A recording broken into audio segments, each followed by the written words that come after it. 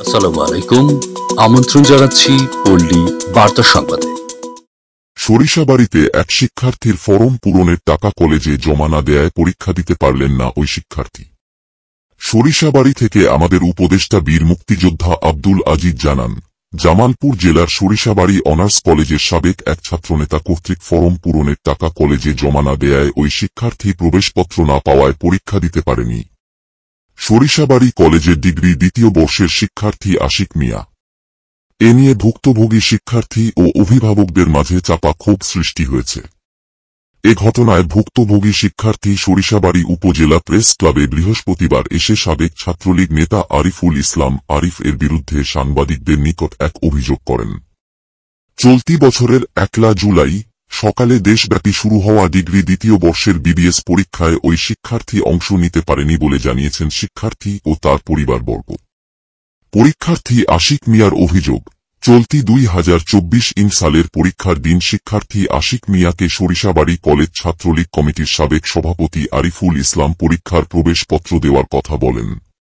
পরবর্তীতে শিক্ষার্থী আশিক মিয়া পরীক্ষা দিতে কলেজে যান। এ সময় শিক্ষার্থী কলেজে গিয়ে জানতে পারেন যে তার প্রবেশপত্র আসেনি। এরপর পরীক্ষার্থী ও অভিভাবকের চাপে প্রবেশপত্র আসবে বলে পরীক্ষার্থীকে আশ্বস্ত করে।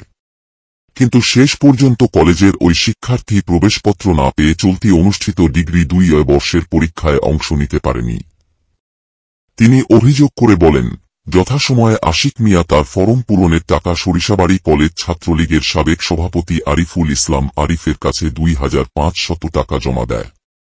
কিন্তু সে সময় কলেজ ছাত্রলীগের সাবেক সভাপতি Ariful Islam form fill up হয়েছে বলে আশিক মিয়াকে জানায়। কিন্তু কলেজে গিয়ে পরীক্ষার্থীরা জানতে পারে যে তার ফরম পূরণ হয়নি, ফলে তার প্রবেশপত্র আসেনি। ভুক্তভোগী শিক্ষার্থী আশিক মিয়া বলেন, এ বিষয়ে কলেজের কর্তৃপক্ষ জানিয়েছেন তার ফরম ফিল আপ হয়নি। শিক্ষার্থীর সঙ্গে এমন প্রতারণা মেনে নেওয়ার মতো নয়। এ ঘটনায় জড়িত ছাত্রলীগ নেতা আরিফুল ইসলামের শাস্তি দাবি করে আরও বলেন, ছাত্রলীগ নেতার এমন প্রতারণার কারণে আমার জীবন থেকে 1 বছর হারিয়ে গেল, এটা মেনে নিতে পারছি না। এখনো আমার ফরম পূরণের টাকা ফিরিয়েও দেয়নি।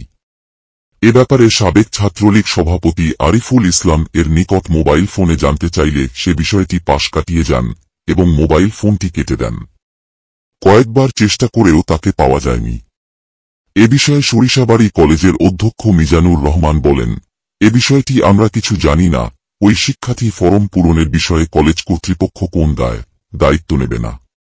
জানতে চাইলে উপজেলা মাধ্যমিক শিক্ষা কর্মকর্তা মোজাম্মেল হক বলেন, এক পরীক্ষার্থী প্রবেশপত্র পায়নি বলে জেনেছি। বিষয়টি খতিয়ে দেখা হচ্ছে। আমার নাম আশিক, আমি সরিষাবাড়ির ব্যবসাতে আমার বাসা। আমি সরিষাবাড়ি অনার্স কলেজে ডিগ্রি দ্বিতীয় বর্ষের ফাইনাল পরীক্ষার্থী ছিলাম। আমার ফর্ম ফিল আপের জন্য আমি কলেজ ছাত্রলীগের সভাপতি আরিফ ভাইকে আমার ফর্ম ফিল আপের জন্য 2500 টাকা দিয়েছিলাম।